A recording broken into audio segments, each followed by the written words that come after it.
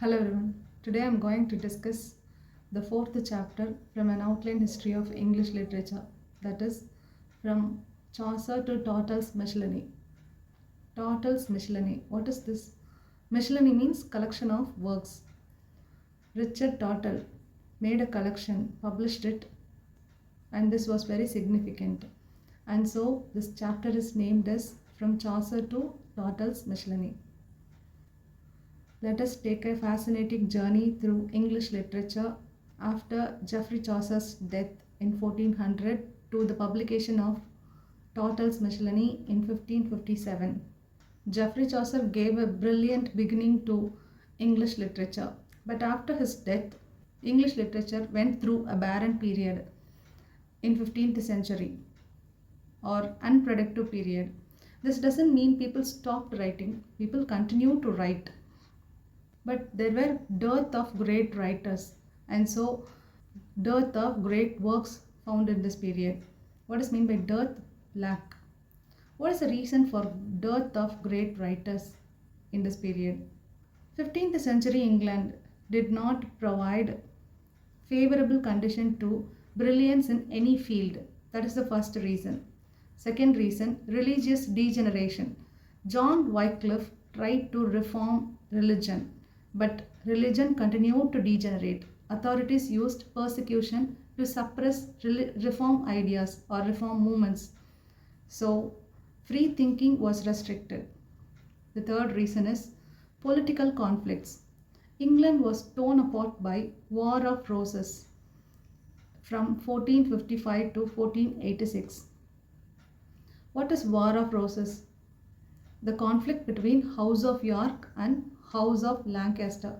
Why it is called as War of Roses? Because their symbols were roses, red rose and white rose, and so they are symbolically called War of Roses. Due to War of Roses, many nobles were killed. Feudal system weakened in this period. The fourth reason is poor education. Universities focused on useless debates on medieval philosophy.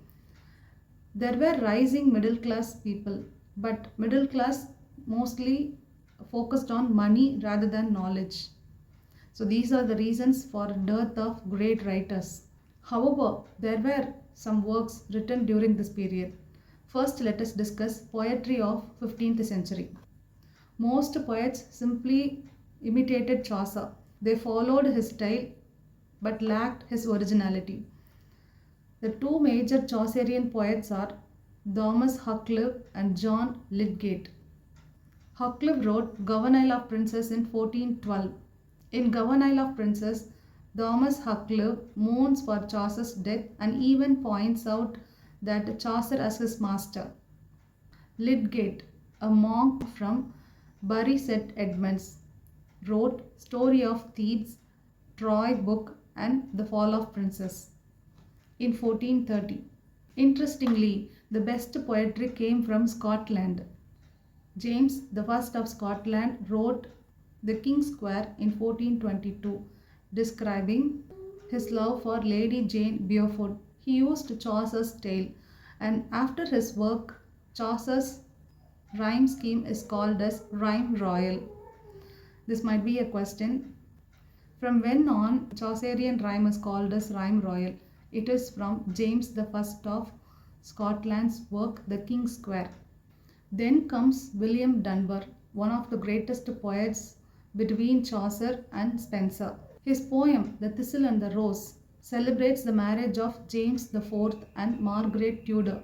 Around 1507, he wrote The Dance of Seven Deadly Sins. Other Scottish poets include Robert Henryson, who wrote The Testament of Cresside, Robin and Making. Gavin Douglas, who wrote The Palace of Honor and his Aeneid translation in 1513. These poets described nature realistically, and they became inspiration for later English poets. Even though elite poetry declined, ballads flourished. Popular examples of ballads include The Battle of Otterburn, The Nut Brown Maid, and the Robin Hood ballads. These were simple, emotional, and loved by common people. Now comes the important shift. Though poetry did not flourish much, prose started to develop.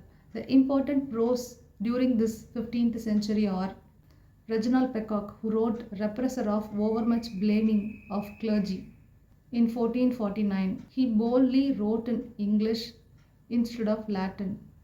Sir John Froutus, who wrote The Difference Between an Absolute and a Limited Monarchy around 1450. Then comes a revolutionary figure, William Caxton.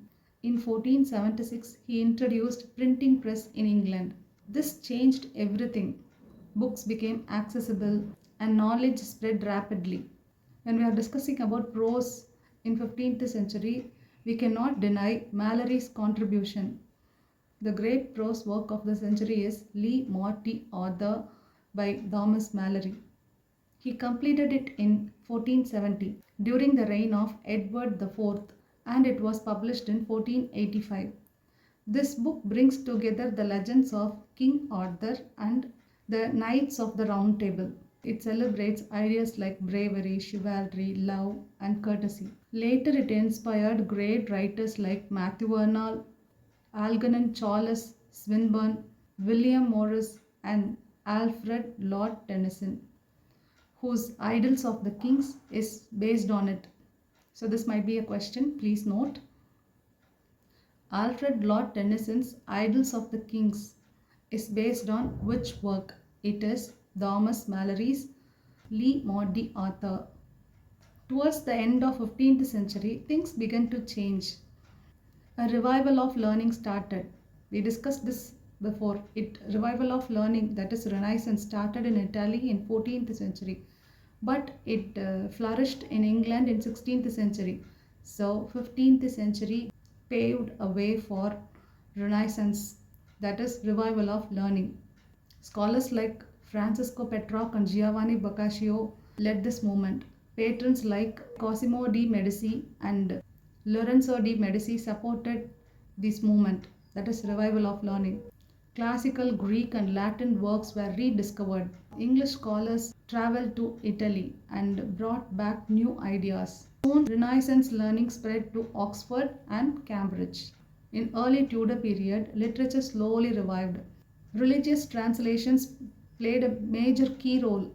The works are William Tyndale's New Testament 1525 to 1536, Miles Coverdale's Bible 1535, Thomas Cromwell's Great Bible in 1539. Then comes Thomas More, who wrote Utopia in 1516. It was translated in English in 1551 by Ralph Robinson. Roger Ascham wrote Toxophilus in 1545 and The Schoolmaster. Poetry also began to change towards the end of 15th century. Stephen Hawes wrote Pastime of Pleasure. John Skelter developed a satirical style, but the real breakthrough came in the court of Henry VIII. Sir Thomas Wyatt and Henry Howard, the Earl of Surrey. They introduced a sonnet in English literature. So this might be a question. Who introduced a sonnet in English literature? Thomas Wyatt and Henry Howard, Earl of Surrey. Surrey also introduced blank verse through his translation of Aeneid. Again, this might be a question. Who introduced blank verse to English literature or English? Surrey, through his translation of Aeneid. And finally, we reach the important milestone. In 1557, Richard Tottel published Tottel's Miscellany. This collection included poems by Wyatt and Surrey. And this marks the beginning of new age in English poetry, just before Elizabethan era. So from the decline after Chaucer in 1400, wars, religious struggles, slow recovery, English literature rises again in 1557, and this revival sets the stage for golden era of Elizabethan literature. I hope you liked this video. Thank you for watching. Meet you all again in my next video. Thank you.